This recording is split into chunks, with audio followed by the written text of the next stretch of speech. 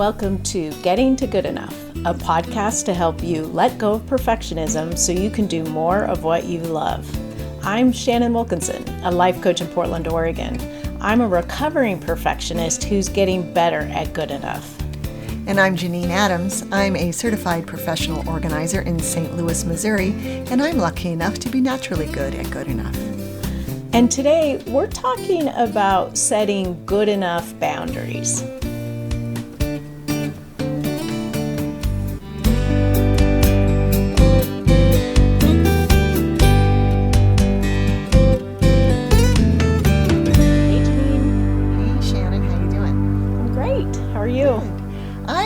I have to take a brief moment and complain about the weather. A week ago, I was literally complaining on Facebook because the weather was too cool.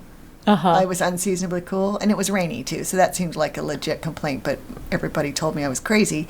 And now today, it's like 93, feels like 108, and you walk outside and the air is just heavy and like you're in a furnace. So I should never have complained about 73 and rainy last week. I can't believe you jinxed everyone. I know, it's my fault. I'm sorry, St. Louis. Yeah. So sorry. And aren't you under with that much humidity, you must be, you said you're under a thunderstorm watch. Yeah, there's a thunderstorm icon every day this week on the weather app, the iPhone weather app. Yeah. Good times. Wow. Yeah. Well, hopefully it won't happen at all, and especially not while we're trying to record. Right. I'm hopeful. Yeah. It's sunny right now, actually, so we should be good. Oh, good. Doesn't mean anything, but because sometimes there's a thunderstorm while there's sunshine. So. Yikes. It is so weird. You have the weirdest weather. I have to agree. All right. Well, today we are talking about setting boundaries. Yes, important. Yes. And it can be hard to do, especially if you're a perfectionist, because, you fall into that whole wanting to get it right thing. And I think a lot of times perfectionists can also be people pleasers. Mm-hmm. And I think that makes it harder to set effective boundaries too. Right. And I would imagine that there can be a risk in setting boundaries in that you might end up not doing something you're asked to do, or you might have to pass up an opportunity if it doesn't fall within your boundaries, and then a little bit of fear comes up, like, we're fear of missing out by enforcing the boundaries. Right. Yeah.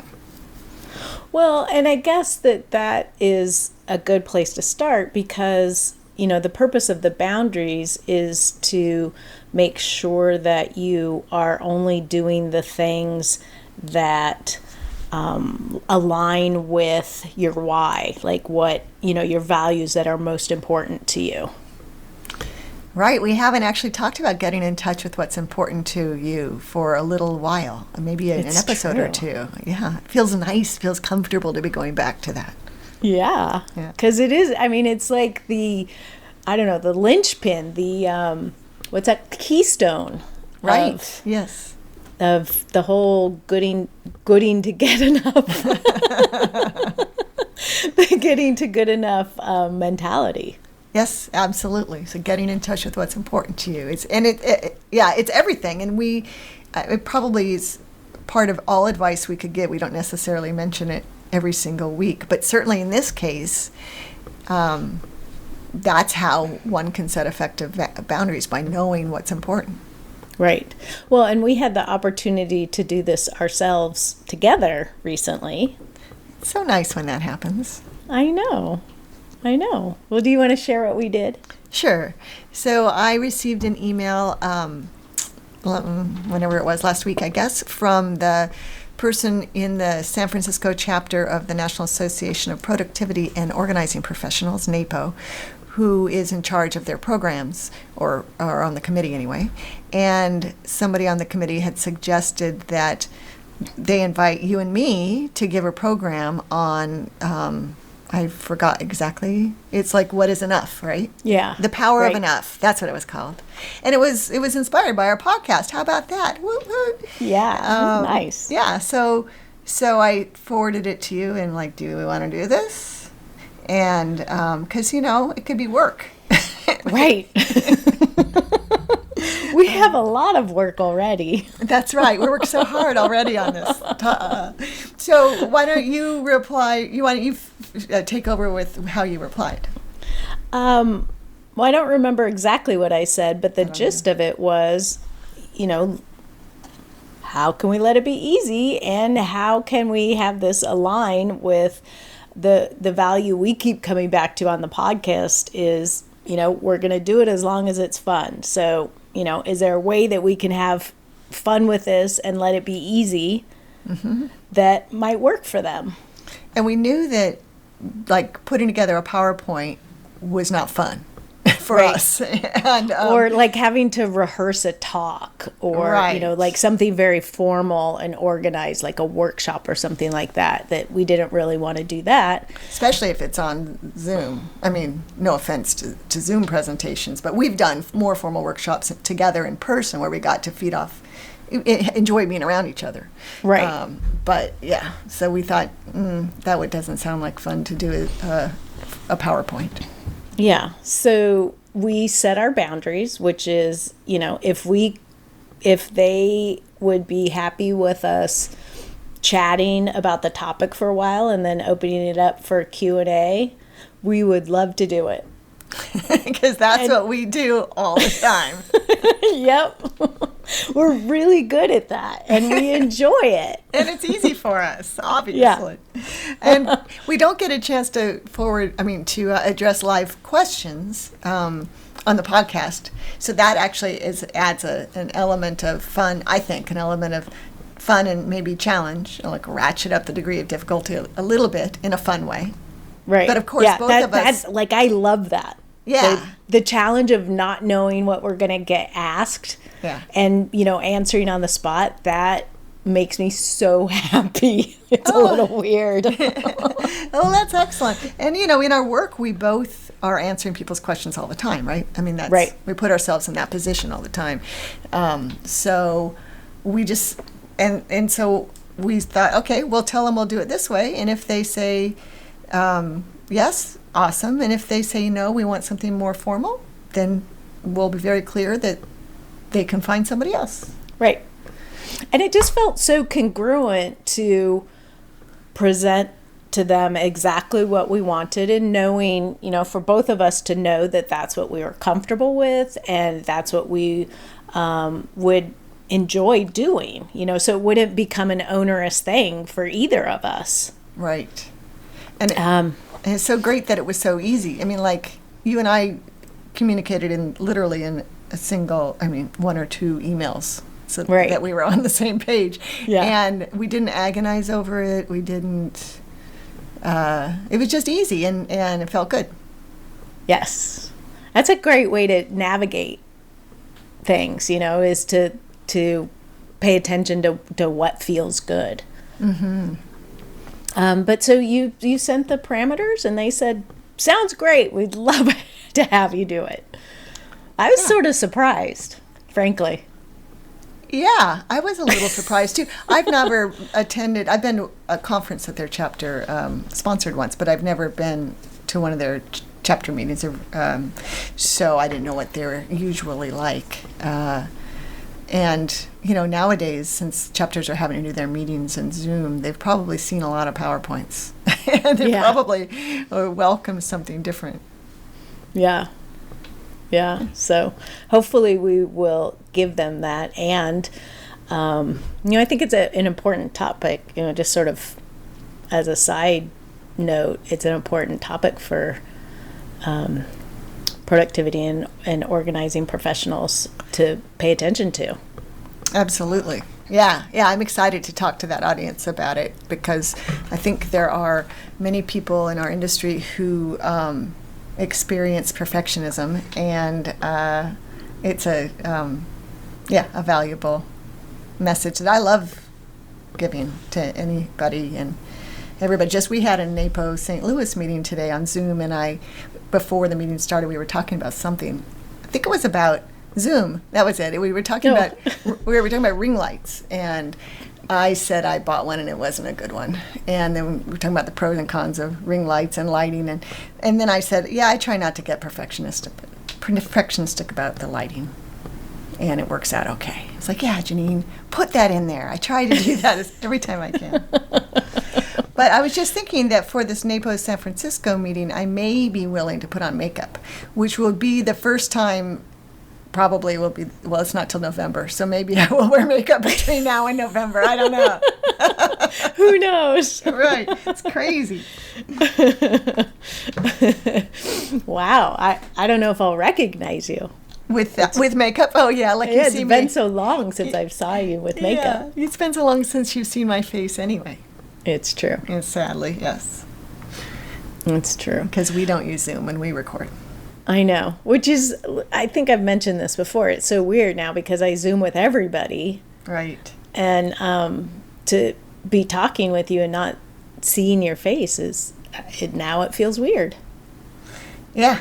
I know. But it took like 100 episodes of just talking for it to feel weird, but here we are. Yeah, it's true. Well, I guess we could try to do it with Zoom, but we were going to do it once, and then we had a technical issue, right? Yeah. I think the technical issue was I didn't want to try to figure out how to do it. Well, that is a technical issue. All I remember is that I put on makeup. And it was the last time I put on makeup. Oh, you know what? I think that was our 100th episode. Yeah, it was our 100th episode. So it was 18 weeks ago. That was the last time you put on makeup. Uh-huh. That's hilarious. Oh, my goodness. That's so funny. Yeah. Well, we all have to have our boundaries, right? That's right. It's got to be. That's exactly right. Yeah. But I just think of so many different ways that this can be useful to get comfortable setting good enough boundaries. Especially if you're having issues of feeling like, you've overcommitted or you aren't getting to the things that you want to be doing, like you're taking care of everybody else before yourself. Mm-hmm. Getting comfortable with this and figuring out how to set boundaries that you can live with can really be life-changing. Absolutely. And in getting in touch with your why, with what's important to you, and using that as the guideline for setting those boundaries, and then just putting them out there, just living them, and being prepared to turn things down or potentially annoy somebody, but being true to your true boundaries, right? That are based on your priorities and your values. It's just so important, or can be so important. Right. And I think it's easy to feel concerned that I don't know, how do I want to say it? Like you're going to miss out, like you said, or that, it just feels uncomfortable. Like people are going to not be happy with you or something. And so you can start by, maybe having pretty wide boundaries, but boundaries that still feel accurate to you. Mm-hmm. Like that speak to what's true for you. Yeah. Are you saying that, it's not like you have to have a detailed list of boundaries or a manifesto of some sort that feel very rigid, but you can have something as general as it needs to feel good, or it needs to not take more than an hour out of my time over the course of a month, or something like that. Right. Yeah. Right.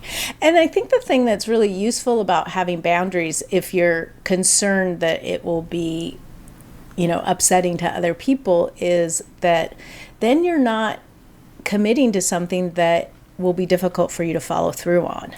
Right. Yes. Like had we said, if they had said, oh, we need like a formal presentation with handouts and a PowerPoint and whatever, and we said okay to that, we would be dreading it. Right. And then we would feel bad that we weren't giving them everything that we promised. We would do it if we committed to it, but like it would feel onerous. Right. Yeah, and there's always a chance, not probably in something like this, but in a committee assignment or something like that, where you end up just resigning because it's turned into something that doesn't fit in with your values, and you resent it so much. And then that's way worse typically for whoever you're volunteering for than just saying no in the first place and letting them get somebody who is going to enjoy it. Mm-hmm. Because that's important to know that, as much as you might dislike something, there's somebody that probably likes it. Like, there are people that like putting together PowerPoints and giving talks, very formal talks like that. And, give them the opportunity to do it if that's what someone's looking for. Right, absolutely. I think we had that episode a long time ago on overcommitting, and I remember making the point then that by saying no to an opportunity, a volunteer opportunity, or any opportunity actually, you're allowing somebody else to say yes to it. Right. Yeah. And you're allowing yourself to say yes to the things that really matter to you. Exactly. Yes. Right. The next thing that comes along might be something that totally rings your bell. Yeah. Yeah. Yeah. So, I think considering boundaries as have you ever gone bowling and they do bumper bowling, like for kids, where they put the bumpers in the gutters so you never actually have a gutter ball? Right. I've never bowled that way, but I believe I've seen that. Yes. Yeah. So I sort of think of, you can consider boundaries like that. Like, it's like the bumper that keeps you headed in the direction you want to go. I like that image, and I like that it feels so gentle, right? Those bumpers are soft, right? And the ball sort of gently bounces back into the lane. Right. Yeah. That's excellent. That's way better than like a guardrail or something on either side of the road that you're trying to drive down. Right. And like if you go through the guardrail, you careen over the edge. That's plummet not a good to your image. Death, right? Nobody wants that. This is just a gentle bumper that keeps your ball from going in the gutter. Yeah, that's excellent. And that might help people who are experimenting with boundaries, feel more comfortable to start with it. And so, what are the things that, sort of keep you from veering off course, and let those be your boundaries? Yeah, that's terrific. I feel like the older I get, the easier the boundaries are to, the less I need my bumpers. Right. The easier. That's same with bowling. Just kidding. Yeah. I never had bumpers. But. Well, I don't know. There's a sweet spot I have with bowling. I think it's somewhere between the first and second beer. I need just enough beer to get loosened up, but not so much beer that I get sloppy. Right. That's true of so many things, though, isn't it? Yeah. That's funny. But yeah, I like that idea. That idea of just having these like sort of gentle guides to keep you headed in the direction you want to go.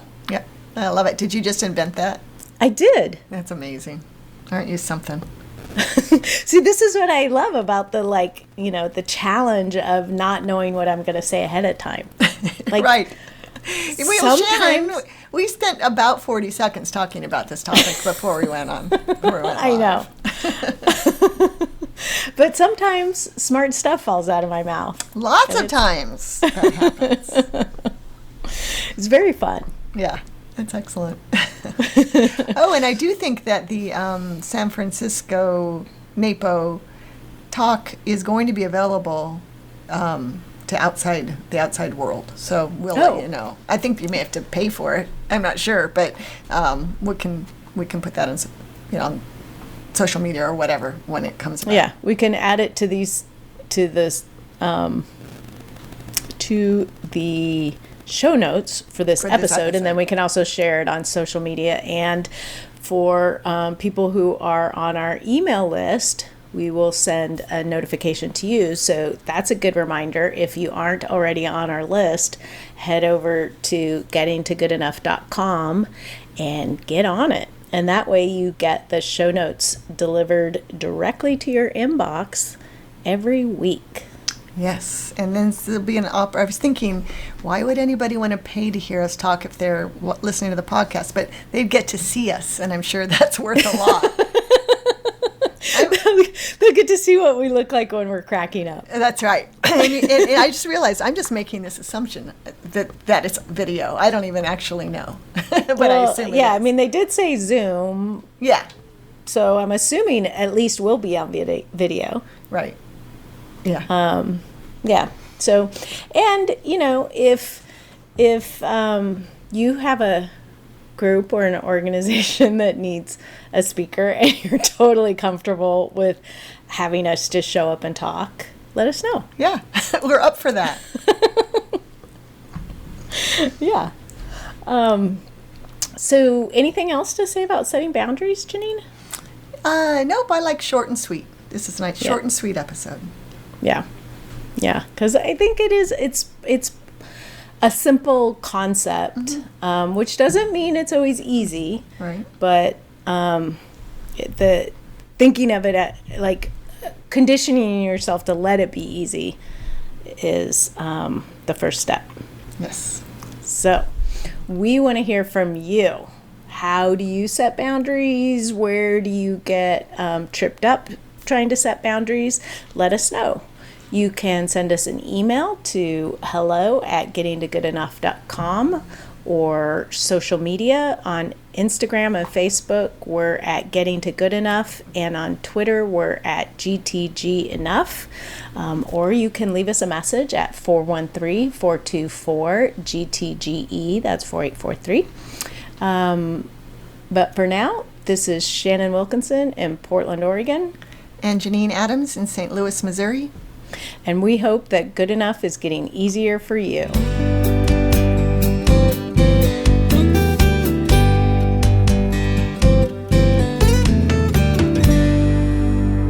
Now I'm all excited to do that, and I kind of want to do more. Yeah, we have to wait till November to do this. I know. So, well, maybe someone will email us.